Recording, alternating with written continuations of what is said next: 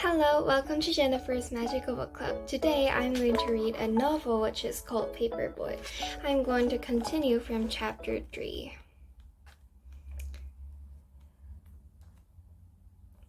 So let's start. My favorite place to read in the summer is outside on the covered brick patio in our backyard, sitting on the wicket furniture. Rat was at our house a couple of years ago when a truck delivered the new white furniture my parents had bought on a trip to New Orleans. My mother asked Rat if he liked our wicker furniture, and Rat asked me later what made the furniture wicked. I spelled out for Rat the right way to say it, but he said he liked wicked better. I've called it wicked ever since because it's easier for me to say it that way. I get upset when other people use the wrong words, since it's so easy for most everybody to make any sound they want. I guess I should be mad at myself for substituting wicked for wicker, but you can always count on me to take the easy way out when it comes to getting words out of my mouth. I was trying to read a book about Baby Ruth that my father had brought me from his last trip out of town, but I was having a hard time thinking about what was on the pages. The first night of collecting was only a few hours away. It was pushing down on me like a history test I hadn't studied enough for. I didn't know if I was going to have the guts to ring a doorbell and wait for somebody to come to the door and then make the hurt pee sound that started Paperboy. About that time, a cart came jangling down the alley. It sounded like Era's teeth cart, with all the bits and pieces of metal clanking on it. Era T was a junkman who pushed his cart up and down the alleys and did odd jobs for white people. Era T could whet a knife or a pair of scissors razor sharp.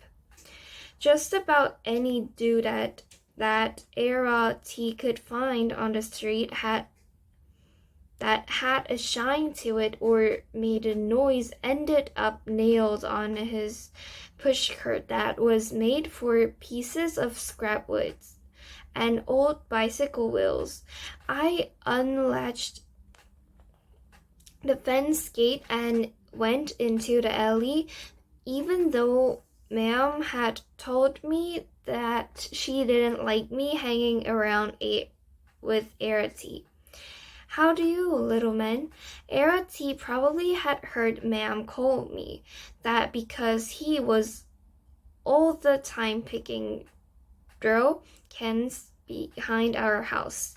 I pulled my knife from my front pocket and handed it to him. Needs sharpening. He took the knife and flicked open the blade and pushed up the sleeve of his old coat and dragged the knife across the curly hairs on his arm. Even in the middle of summer, Era T wore a heavy coat.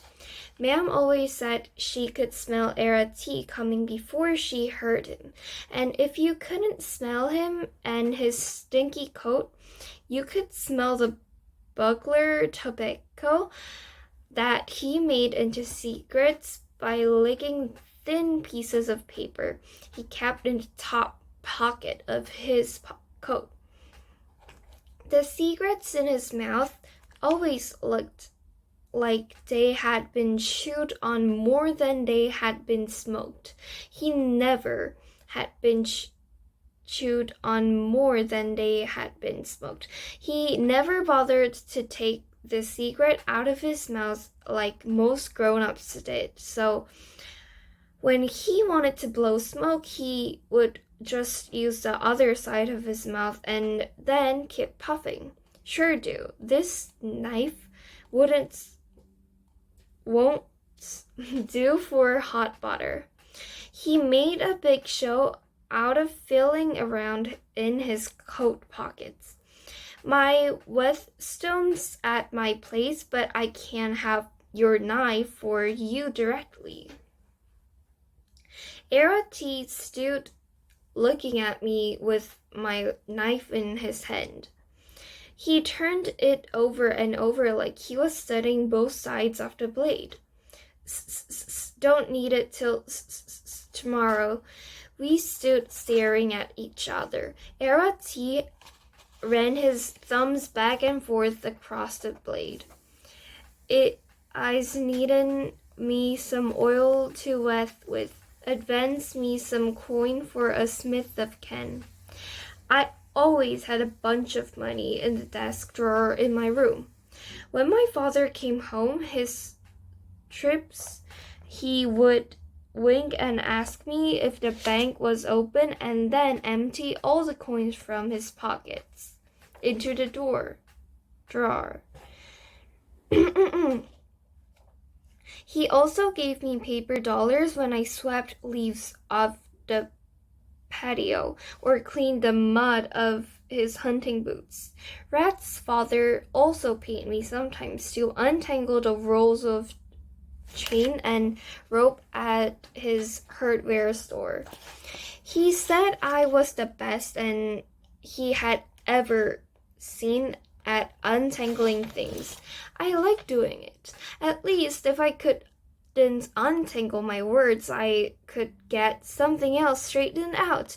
I had never bothered counting the money, but the drawer was getting heavy from all the coins in it. I ran up to my room and got 2 quarters and came back out to the alley. Little man's gonna be rollin' in dough now with that paper route.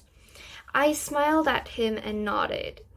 I wondered if Arati had seen me throwing papers during the week.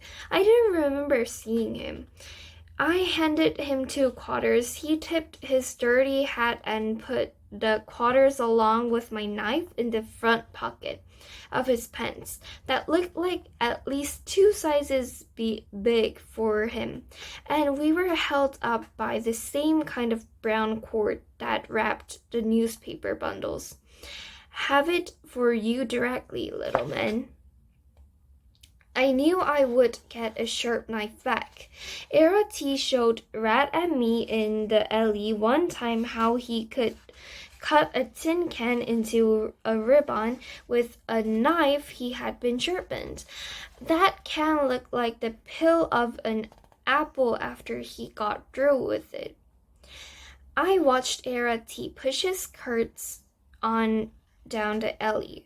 He looked to the left and right in case there was something that got his eye. He took the leads off garbage cans and poked around and checked all the bottles to see if anything was left in them. Ma'am had told me I shouldn't hang around Arati because he sometimes got the fits, but Rat and I had never seen him do anything but push his skirt and pick up junk and do odd things. I liked all the colored junk men who pushed their carts around our neighborhood because they minded their own business and just nodded at me when they passed that. That meant I didn't have to go to the trouble or trying to figure out how to say something. I had decided to wear long pants instead of my regular shorts for the first Friday night of collecting. If I started stuttering when people answered the doorbell, at least I would look more grown up doing it with my legs covered. I had planned my collecting route to go up Vinton, across Bellevue to the smaller houses, and then come back down Herbert's toward my house. Mrs. Worthington's house would be the last before I headed over to Rats to turn in the money to his mother. I was saving the best for last. I had been thinking more about seeing Mrs. Worthington again. The first 5 houses on my list had their envelopes stuck in the screen door or clipped on the letterbox, just like everything was supposed to work. The 6th house at 1219 Vinton was my first doorbell. I had never before in my life walked up on a front porch to call a stranger to their door. I heard the bell through the screen door when I pushed the button. The sound made my insides jump. I never liked to hear the doorbell ring at my house because it meant I might have to tuck somebody besides Ma'am and Rats.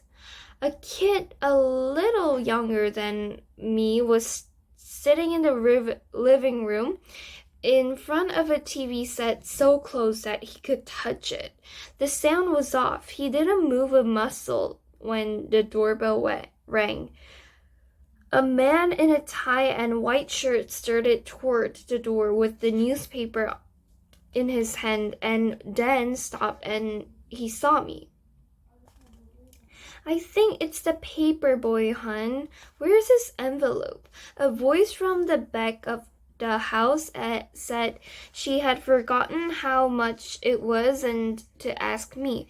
The man walked to the screen door. How much, son? I knew exactly how much, 95 cents. But the word 90 was just as tough for me to say as a P word because my tongue would hit the roof of my mouth and stick there without any sound coming out. I reached for Rat's collection book and pencil, trying to look like I was checking on something. I was thinking about saying 60 cents because of the easy S sound on both words, but I would be losing money if I did that. I also thought about rounding it off by saying $1, but people could accuse me of cheating them out of a nickel. I finally came up with something that I didn't like to do much because people looked at me funny, but sometimes the trick worked in the school. I tossed my stubby pencil in the air with my right hand. The instant I flipped the pencil, 95 cents eased out of my mouth. The only problem was that when I tossed something, I usually got nervous and dropped whatever I was flipping. The pencil hit the concrete porch and the point broke. The man opened the screen door. Here's a buck for you. Ma'am had reminded me to take some coins with me from my desk drawer to make change. I reached in my pocket for a nickel and offered it to him. Keep it, son. He turned away and I watched him walk back into the dark of the house with only the light of the TV showing. My first doorbell of the night had gone better than I had expected. I had gotten my first tip and I was feeling a little better about the collecting. The biggest problem was that I had broken the point off my pencil and I didn't have my knife to sharpen it. Walking the route in the afternoon and throwing the papers was nothing new to me, but walking late in the day when the sun was going down was all different. The big trees blocked what little son was left, and houses somehow seemed bigger. House lights were coming on everywhere, and families were usually talking around the dinner table or watching TV. I eased up on each porch that was on my weekly collection list and hoped with all my heart that the owners had remembered to put their envelopes out. I had reached the furthest point on the route. The next collection was at one of the small houses on Vance, where the man with the funny name lived, Mr. Sparrow. Rat said Mr. Sparrow was all the time stopping his paper for a month or two when he would go on trips. Rat also said that he was a nice enough old guy, but that he used weird words when he talked. But he always had the exact change, and most of the time was good for a small tip. Red also said Mr. Sparrow would invite him to come in if the weather was cold or wet, but Red always told people it was against newspaper rules to go inside houses. I think that was just a polite way of saying no, because Red's parents had made him promise that he would never go into anybody's house on the route. The front porch light was on, even though it wasn't all the way dark yet. I rang the bell and waited. I was counting on Mr. Sparrow to have his 95 cents ready, so I wouldn't have to try to say those words again. The wooden door with the small pane of glass at the top opened. Mr. Sparrow wore glasses that dropped down on his nose, and his head was bald except for a little gray hair around his ears that was cut short. He held two big books, one in each hand. His fingers were stuffed inside to mark his place. "Hello, Mr. Liver. How are you this glorious summer eve?" "Okay. I think I have 95% of a US dollar right here for you. Just a moment." Mr. Sparrow used words in strange ways, but it was easy enough to tell what he was talking about. He made what he said sound important, like he was talking to a grown-up. I liked him double when I knew I wouldn't have to try to say 95 cents again. He took his book down on the table near the door and was careful to keep them open to where his fingers had been marking his place. He counted out the coins and dropped them into my hand. I thought I was home free at this address, but then he asked me the one question I dreaded most in all the world. The question that always locked my neck, like when a bigger kid on the playground gets you in a headlock.